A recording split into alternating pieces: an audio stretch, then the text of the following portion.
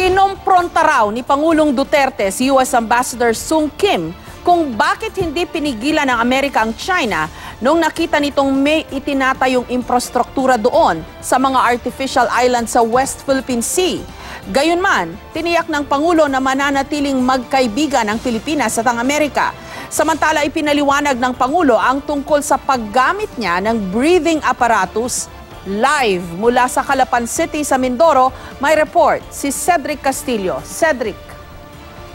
Jessica, dati na sinabi ng Duterte administration na hindi raw sum total o kabuuan ng bilateral relation sa pagitan ng Pilipinas at ng China yung issue sa West Philippine Sea o sa South China Sea. Kanina sinabi ni Pangulong Duterte na naniniwala raw siya na hindi naman daw talaga lubos na o nagkaroon ng tensyon sa pagitan ng China at ng Pilipinas. Napapalibutan ng kanyang mga apo, ipinagdiwang ni Pangulong Duterte sa Davao City ang kanyang ika-72 kaarawan kahapon. Sa mga larawang ito mula sa Public Information Office ng lungsod, kapansin-pansin ang asul na aparatong may tube na nasa tabi ng Pangulo. Unang inilabas ng GMA News ang impormasyon mula sa mapagkakatiwalaang source na isa raw itong oxygen concentrator na ginagamit ng Pangulo kapag natutulog para mas komportable raw ang kanyang paghinga, bunsod na rin ng Buerger's disease. Sa kanyang pagbisita sa Oriental Mindoro kanina, binanggit ng Pangulo ang tungkol sa aparato. Yung pinos dyan sa yung oxygen ko. Kasi kung matulog ako, gano'n lang, oxygenation ko hindi maganda because of smoking. That is why in the coming months we will be implementing the no smoking law in the Philippines. Sa kanyang talumpati naman sa People's Day celebration sa bayan ng Socorro, muling pinasaringan ni Duterte ang European Union o EU na bumabatiko sa kampanya sa droga ng administrasyon. Bahagyang napakabig ang Pangulo nang mapansing may mga Caucasian na dumalo sa pagtitipon. Itong mga puti, bugok talaga. Terrible. No, you're not the one. I'm trying to figure out the members of the EU Parliament. Taga saan ba ito sila? Bago ang kanyang kaarawan, nakapulong din ni Duterte sina Chinese Ambassador Xiao Jinhua at US Ambassador Sung Kim. Kinumpronta raw niya si Ambassador Sung Kim tungkol sa West Philippine Sea. You know, I'm surprised really, Mr. Ambassador. Because had America really wanted to avoid trouble early on, di sana yung overflights, pinakita na doon sa newspaper that there was something brewing. There was something as if a runway was being built. And there were some concrete buildings on the side of the coastal site. Sabi ng Pangulo, mananatiling kaibigan ng Pilipinas ang Amerika habang nasa pinakamataas na antas naman anya ang ugnayan natin sa China. Para raw kay Duterte, hindi totoong nagkatensyon sa pagitan ng China at Pilipinas. The strained relation, although it was more of an imaginary, kasi I do not remember except that Rocos with them sa China Sea. Nagalit ng siya kay Aquino and he hated Aquino, and for the rest of his term, hindi tayo pinapansin. Sabi ko, what's so bad about going to the International Court of Arbitration? Sabi ko, I am not here to impose on anything. As a matter of fact, I do not want to mention it here in your presence. But, sinabi ko, at any time during my term, we will have to talk about the arbitration of the China Sea. Tulad ng dati, nabanggit ang kampanya tungkol sa droga. Jessica, sa kwento ni Pangulong Duterte, sinabi raw ni US Ambassador to the Philippines Sung Kim na hindi raw siya makakapagbigay ng tugon tungkol doon sa reclamation o yung paggagawa ng artificial islands ng China sa South China Sea dahil hindi pa naman daw niya termino ito noon at noong mga panahon daw yun ay nakatutok siya sa North Korea. Jessica.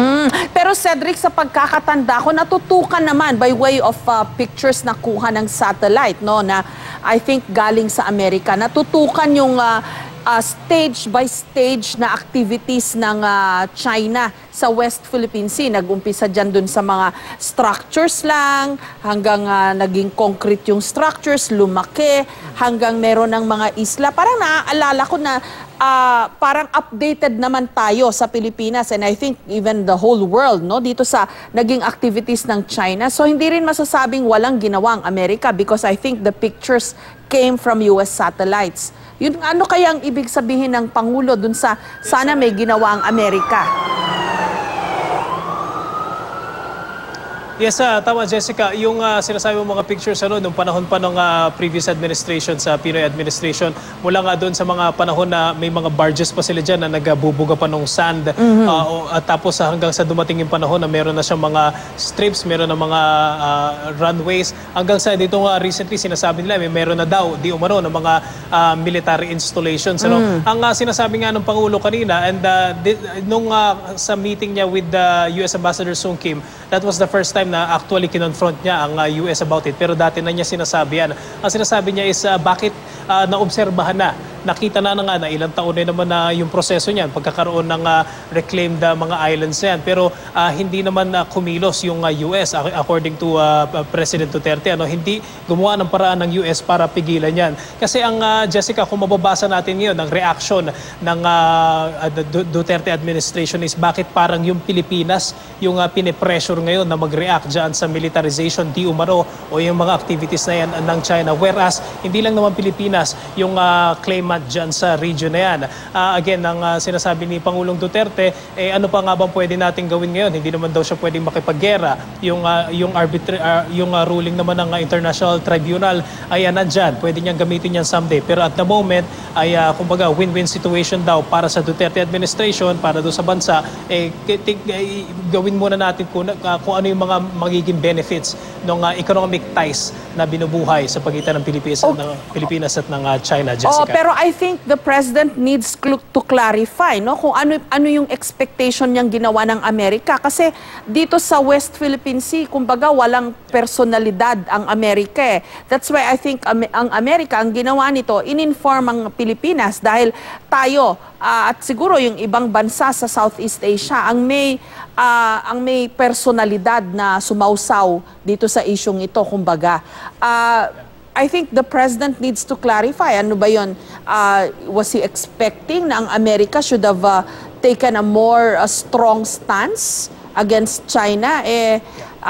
Given din yung economic ties ng Amerika at ng China, di ba? Biggest trading partner sila sa isa't isa. Most favored country status ang turing ng China at ng Amerika sa isa't isa. So, baka may alam na ibang formula ang Pangulo kung paano dapat kinumpronta ng Amerika ang China dito sa Sigalot sa West Philippine Sea. Dapat klaruhin niya.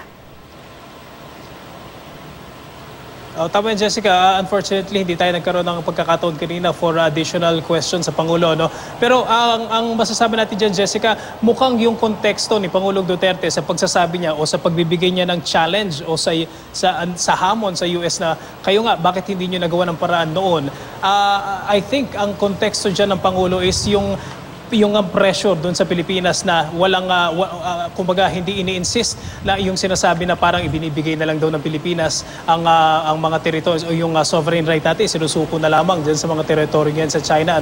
I think ang sinasabi nga ng Pangulo is, kumbaga, if you can remember yung naging statement niya na yung US nga hindi mag-gera yan. Yung US nga walang nagawa. Bakit pa yung Pilipinas napipressure o bakit ang Pilipinas pinipressure na pigilan yung China dyan? When he said na hindi mapipigilan ng Pilipinas yung China sa plano niya noon na sinasabi nga na pag-militarize dyan sa Scarborough area na dinenay naman ng China, Jessica. Okay, in the meantime, concerned din itong nakunang litrato dun sa bedroom mismo ni Pangulong Duterte na may oxygen tank. At I think meron pang nakunan din na may mga bandage siya sa kamay.